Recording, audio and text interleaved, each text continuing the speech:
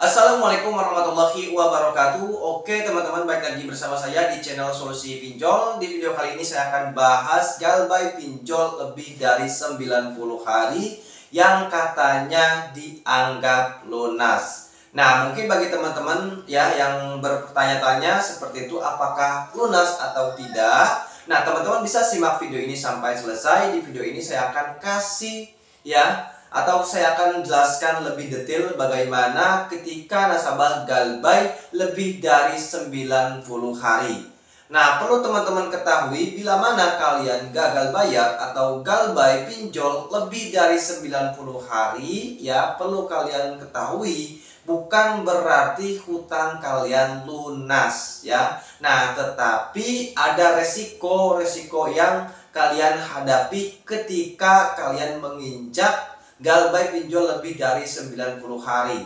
Nah, jadi resikonya itu ya, misalkan kalian gagal bayar di pinjol lebih dari 90 hari, maka otomatis data kalian masuk K5 atau collection 5 ya, yang berarti data kalian itu dianggap kredit macet ya. Nah, nanti kalian itu akan langsung dilaporkan ya ke pihak otoritas jasa keuangan atau OJK bahwa orang tersebut atau nasabah tersebut itu gagal bayar ya lebih dari 3 bulan, maka pihak peminjam ya, pemberi pinjaman atau aplikasi pinjaman online itu langsung melaporkan nasabah tersebut ya ke otoritas jasa keuangan, dan datanya itu masuk slik OJK dan di backlist ya, dan tidak bisa mengajukan pinjaman lagi teman-teman ya. Nah, baik itu di aplikasi pinjaman online atau di ini ya, perbankan lain atau di bank dan sebagainya ya, yang menyangkut ya atau yang resmi terdaftar di otoritas jasa keuangan. Nah, jadi resikonya seperti itu. Bukan berarti hutangnya itu lunas. Nah, tetapi perlu juga kalian ketahui ya, berdasarkan pengalaman saya, ada salah satu aplikasi pinjaman online yang saya galbay ya. Kalau misalkan kalian galbay di aplikasi tersebut ya, kalau misalkan lebih dari 90 hari itu bunganya tidak berjalan lagi teman-teman ya. Nah, berdasarkan pengalaman saya seperti itu teman-teman. Nah, tetapi ada juga ya aplikasi pinjaman online walaupun sudah 3 bulan tapi tetap bunganya berjalan ya. Nah, jadi ada beberapa teman-teman ya, kalau misalkan kalian galbay di pinjol ya lebih dari 90 hari, itu bukan berarti hutang kalian lunas ya, tetapi tetap ya hutang kalian itu tetap ada, namun hanya bunganya saja itu tidak berjalan lagi. Nah, tetapi di saat menginjak 90 hari atau 90 hari yang biasanya ini ya, si DC pinjol ini ya akan lebih gencar-gencar lagi kepada kalian yang gagal bayar, menagihnya lebih gencar ya, lebih gencar teman-teman ya. Nah, jadi di saat 90 hari ini kalian galbay, itu kalian harus siapkan mental, benar-benar harus siapkan mental, karena ya cara penagihannya mungkin lebih ini teman-teman ya, lebih agresif teman-teman ya dari sebelumnya teman-teman ya. Nah, biasanya kalau misalkan lebih dari 3 bulan ya, itu nanti biasa ya menagihnya itu jarang-jarang teman-teman. Nah, nanti kalau sudah menginjak 1 tahun lagi itu akan digeber lagi teman-teman, penagihannya seperti itu ya.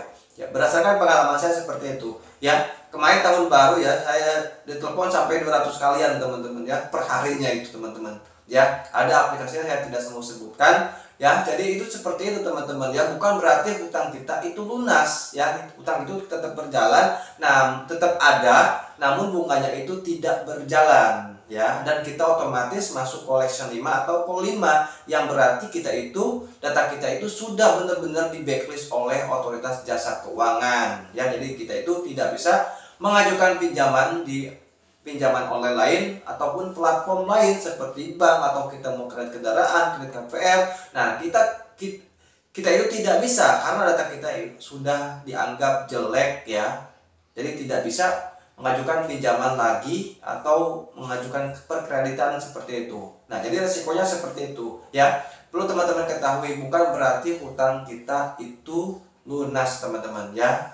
Jadi malah 90 hari itu lebih gencar ya menagihnya. Jadi intinya kalian siap-siapkan mental saja. Kalau misalkan kalian tidak siap mental, tidak kuat mental, maka otomatis kalian itu tidak akan tenang teman-teman. Jadi perlu teman-teman ketahui ya, kalau misalkan kita gagal bayar pinjol ya, Gagal bayar pinjol itu walaupun kita tidak bayar 1 tahun, misalkan 2 tahun, itu tidak ada pidananya teman-teman. Jadi kalau gagal bayar pinjol itu hukumnya hanya perdata saja ya. Jadi kalian itu yang gagal bayar pinjol sebenarnya sih nggak usah takut teman-teman. Misalkan kalian benar-benar tidak mampu bayar, ya jangan selalu memaksakan teman-teman.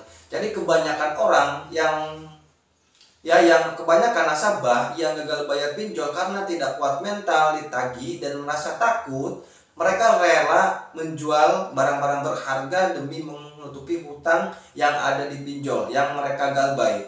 Justru nanti dampaknya ke keluarganya gitu kan, seperti itu teman-teman. Ya, jadi yang susahnya bukan dia saja, malah keluarganya juga ikut-ikutan gitu kan. Ya. Jadi dia seperti itu. Mungkin ya ada yang juga yang rela mengorbankan tabungannya gitu kan buat masa depan anaknya, mungkin seperti itu ya, buat ini gitu kan, karena terjebak pinjol mereka takut dan mereka rela mengorbankan tabungannya untuk bayar pinjol karena takut gitu kan teman-teman ya, karena takut ditagih sama DC, apalagi ya sudah mau disamperin ke rumah. Nah itu paling ditakuti ya sebenarnya sih teman-teman ya. Kalau misalkan DC pinjol mau datang ke rumah, itu kalian sebenarnya sih nggak usah khawatir.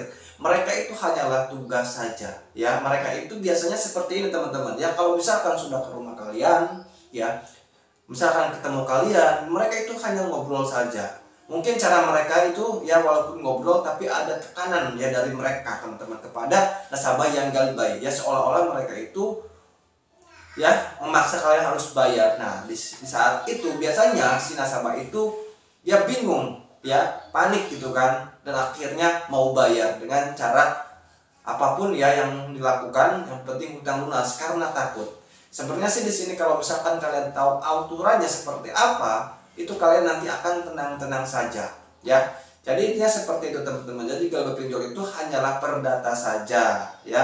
Nah jadi yang kalian beranggapan hutang kalian lebih dari 90 hari itu lunas, itu tidak teman-teman ya. Tetap hutang kalian itu masih ada, namun bunganya tidak berjalan lagi. Itu juga tidak berlaku di semua aplikasi pinjaman online, hanya beberapa saja ya. Jadi intinya seperti itu teman-teman. Oke, mungkin itu saja dari saya. Semoga video ini bisa bermanfaat ya bagi teman-teman khususnya yang galbay pinjol ya. Saya doakan mudah-mudahan hutang kalian cepat lunas dengan cara yang tidak memberatkan kepada diri kalian ya. Ya intinya tidak mengambil resiko ya. Intinya hutang kalian itu dengan lunas cara yang ini ya, yang tidak memberatkan kepada kalian. Oke, mungkin itu saja dari saya. Semoga video ini bisa bermanfaat. Terima kasih sudah menonton. Dan jangan lupa bagi kalian yang baru bergabung di channel Solusi Pinjol ini, jangan lupa klik subscribe dan bagikan ke media sosial yang kalian miliki, supaya channel ini bisa cepat berkembang dan bisa memberikan manfaat kepada teman-teman kita yang gagal bayar pinjol. Oke, wassalamualaikum warahmatullahi wabarakatuh.